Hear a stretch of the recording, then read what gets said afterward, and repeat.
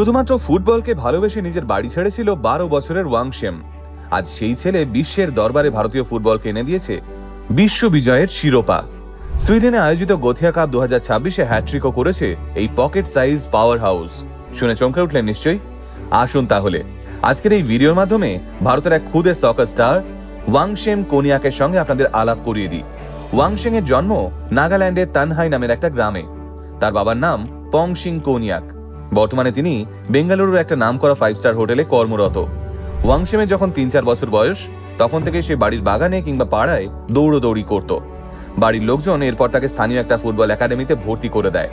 সেখানেই ছোট্ট ওয়াংশেমের খেলা দেখে তার বাবা প্রথম ছেলের প্রতিভা সম্পর্কে জানতে পারেন। পংশিং বুঝে গিয়েছিলেন তার ছেলের মধ্যে একজন ভালো ফুটবলার হওয়ার সম্ভাবনা রয়েছে, কিন্তু তার জন্য চাই সঠিক ট্রেনিং এবং উন্নত ইনফ্রাস্ট্রাকচার।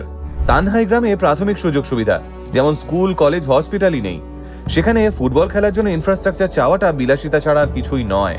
কিন্তু পংশিং এত সহজে হাল ছাড়ার পাত্র ছিলেন না। আসলে ফুটবলের প্রতি তার ছিল গভীর ভালোবাসা। ছোট থেকেই ফুটবলার হতে চেয়েছিলেন তিনি, কিন্তু অল্প বয়সে সংসারের দায়িত্ব কাঁধে এসে পড়ায় পংশিং এর ফুটবলার হওয়ার ইচ্ছে এই অপূর্ণ থেকে যায়। কিন্তু তিনি যখন তার ছেলের মধ্যে ফুটবলার হওয়ার প্রতিভা দেখতে পান, তখন আর দেরি করেননি। তিনি খুব জলদি বুঝে গেছিলেন নাগাল্যান্ডের গ্রামে থেকে গেলে ওয়াংশেমের বেশি দূর খেলা হবে না। এরপরই পংশিং মিনার্ভা ফুটবল একাডেমির কথা জানতে পারেন। এই মিনার্ভা একাডেমির হেড কোচ হলেন রঞ্জিত বাজাজ। ভারতের বিখ্যাত এই একাডেমি পাঞ্জাবের মোহালিতে অবস্থিত। চণ্ডীগড়ের কাছে অবস্থিত এই বিখ্যাত একাডেমি 10 একর জায়গা জুড়ে অবস্থিত। উন্নত পরিকাঠামো থেকে শুরু করে ইনডোর জিম, সুইমিং পুল সহ মডার্ন ট্রেনিং এর যাবতীয় ব্যবস্থা রয়েছে এই প্রতিষ্ঠানে। ভারতের সব থেকে ভালো ফুটবল একাডেমি হিসেবে উঠে আসে মিনার্ভার নাম। এখানেই খুদে ফুটবলারদের ডায়েট থেকে ট্রেনিং সব বিষয়ে কড়া নজরদারি রাখা হয়। আর একাডেমির হেড কোচ রঞ্জিত বাজাজও যেন অন্য ধাতুতে গড়া। সরকারি সুযোগ সুবিধা নেই তো কি হয়েছে, রঞ্জিত বাজাজকে দমানো যায় না। সম্প্রতি একটা ইউটিউব চ্যানেলের ইন্টারভিউতে তিনি বলেন, কয়েকশো কোটি টাকা খরচ করে আর্জেন্টাইন গোট মেসিকে ভারতে আনার থেকে ওই টাকা যদি ভারতীয় ফুটবলের জন্য খরচ করা হতো, তাহলে ভারতে 10টা মেসি তৈরি হতো। তিনি আরো বলেন, আমাদের দেশে মেসি, রোনাল্ডো হয়তো জন্মেছিল, কিন্তু ফুটবলের সঠিক গাইডেন্স এবং ইনফ্রাস্ট্রাকচার না থাকায় তারা হয়তো এখন ইঞ্জিনিয়ার কিংবা ডাক্তার বা অন্য কোনো পেশায় যুক্ত হয়ে সংসার চালাচ্ছে। এই রঞ্জিত বাজাজের একটাই লক্ষ্য, টিমের জয়, মিনার্ভার জয়।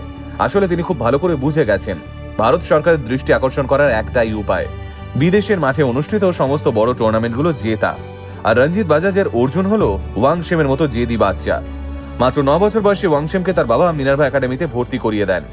এইটুকু বয়সে বাড়ি থেকে কয়েকশো কিলোমিটার দূরে নিজের মা বাবাকে ছেড়ে একা থাকা মোটেও সহজ ছিল না। কথায় আছে, যারা নিজের স্বপ্নের পিছনে ছোটে তারা হয়তো পিছুটান রাখতে জানে না। ওয়াংশেমও তাই। সুইডেনে অনুষ্ঠিত গোথিয়া কাপ 2026-এর ফাইনালে ব্রাজিলকে 2-1 গোলে পরাজিত করে বিশ্বসেরা রেকর্ড অর্জন করেছে ভারতের খুদে ফুটবলাররা। সব থেকে অবাক ব্যাপার হলো, পুরো টুর্নামেন্টে 9টি ম্যাচে 86টি গোল করে রেকর্ড সৃষ্টি করে ফেলেছে ইন্ডিয়া। ওয়াংশেমের মতো বহু ছেলে মেয়ে ছড়িয়ে রয়েছে আমাদের দেশে। তারা যদি রঞ্জিত বাজাজের মতো কোচের হাতে পড়ে, তাহলে হয়তো ফিফা ওয়ার্ল্ড কাপ খেলাটা স্রেফ সময়ের অপেক্ষা। ওয়াংশেম বুঝিয়ে দিয়েছেন, জয়ের একমাত্র উপায় হলো ত্যাগ। বাবা মা, ঘর বাড়ি, কমফর্ট জোন ছেড়ে দিনের পর দিন কঠোর পরিশ্রমের মাধ্যমে নিজেকে গড়ে তুলেছে ওয়াংশেম। মাত্র 12 বছর বয়সে সে যা করে দেখিয়েছে, তার সিকিভাগও অ্যাচিভ করতে বহু মানুষের সারা জীবন পেরিয়ে যায়। আমাদের টিমের পক্ষ থেকে ওয়াংশেমের জন্য রইল অসংখ্য শুভেচ্ছা। সাফল্যে ভরে উঠুক তার আগামী।